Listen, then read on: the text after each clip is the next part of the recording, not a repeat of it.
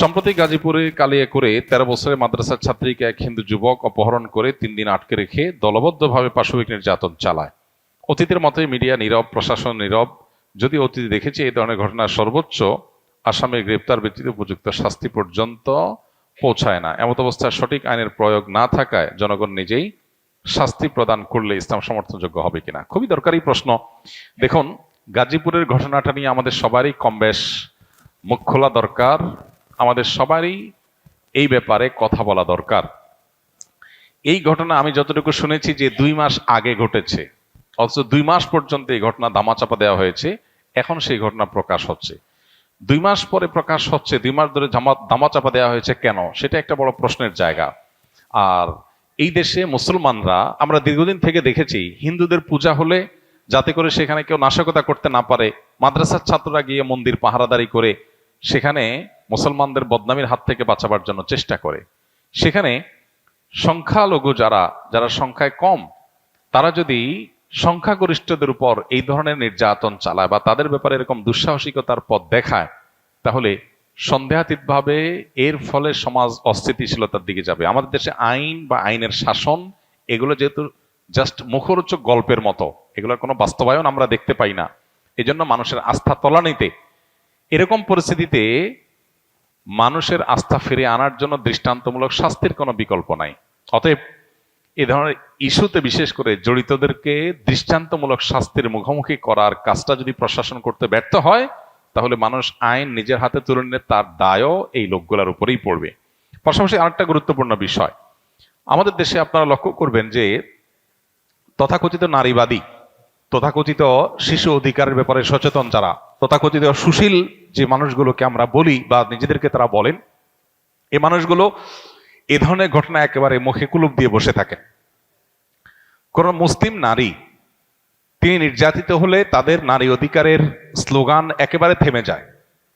আজকে যদি ঘটনাটা উল্টো হতো, ধরা যাক কোনো মাদ্রাসার ছাত্র, কয়েকজন ছাত্র কোন হিন্দু একটা মেয়েকে, যে শিশু, তাকে তুলে নিয়ে গিয়ে যদি এই জুলুম করতো, এই নির্যাতন করতো, তাহলে আজকে সারা দেশের মিডিয়া, সারা দেশের তথাকথিত প্রগতিশীল নারীবাদী, এদের পেরেশানের কোনো শেষ থাকতো না, এদের আওয়াজ অনেক বেশি শোনা যেত। কিন্তু দুর্ভাগ্য যে এখন যখন মুসলিম ভিকটিম, তখন এরা একেবারে চুপ, এদের মুখে কুলুপ। আমি যেন বলার চেষ্টা করি, বিভিন্ন সময় আমাদের সমাজে এই জাতীয় ইস্যুগুলোতে তথাকথিত মানবাধিকার কর্মী কিংবা তথাকথিত মানবতাবাদী, নারীবাদী, এ জাতীয় বিভিন্ন মুখরোচক স্লোগান যারা ধারণ করছে, এই মানুষগুলোর মুখোশ, তাদের আসল রূপ আমাদের সামনে ফুটে ওঠে। এটা দুর্ভাগ্যজনক।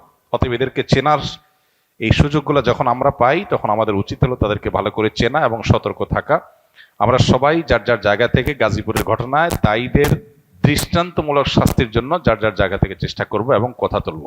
আল্লাহ তাআলা আমাদেরকে ন্যায্য বিচার পাওয়ার তৌফিক দান করুন। খ্রিস্টান ধর্ম প্রচারে তারা একটা অডিও রিচার্জেবল ডিভাইস মানুষকে হাতে হাতে দেয়, এবং রিচার্জেবল মোবাইলের মতো দেখতে হওয়ায় মানুষ আগ্রহের সাথে গ্রহণ করছে। এর বিরুদ্ধে আমাদের কি কিছুই করার নেই? ভাইরা আমার, খ্রিস্টান মিশনারিগুলো আমাদের দেশে ধর্মান্তকরণের যে প্রক্রিয়া চালাচ্ছে, সেটা আজকে নতুন না, অনেক দিন ধরে।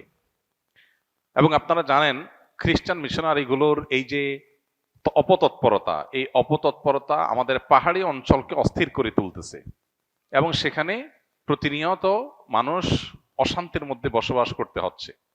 আমাদের এই ছোট্ট একটা দেশকে নিয়ে যে ষড়যন্ত্র হয়, এর ভিতরে সবচেয়ে বড় ষড়যন্ত্র হলো খ্রিস্টান মিশনারিগুলোর ষড়যন্ত্র।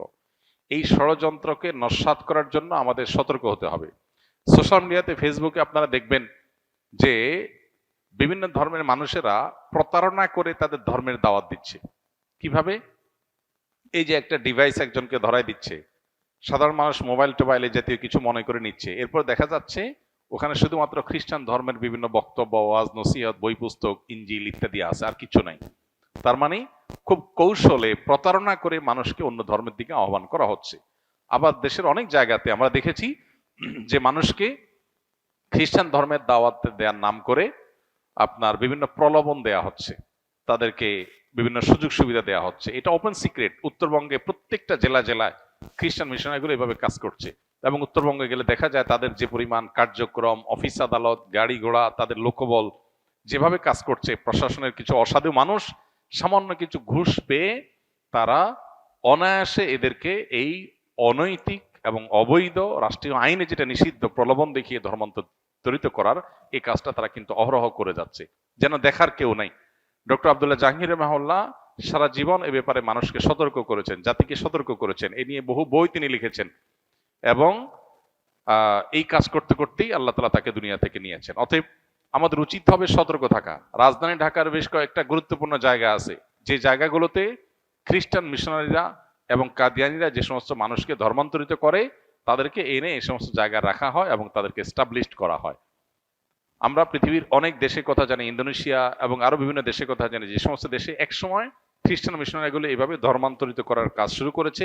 একটা পর্যায়ে তারা দাঙ্গা বাঁধিয়ে সেখানে দেশের স্বাধীনতার সার্বভৌমত্ব নষ্ট করেছে। অতএব আমাদের দেশকে রক্ষা করার প্রয়োজনে ভিনদেশীদের এই সমস্ত অপতৎপরতা, এই সমস্ত শয়তানি এবং তাদের এই যে প্রলোভন দেখিয়ে মুসলমান গরিবদেরকে খ্রিস্টান বানানোর যে মিশন আছে, এগুলো আমাদেরকে থামাতে হবে।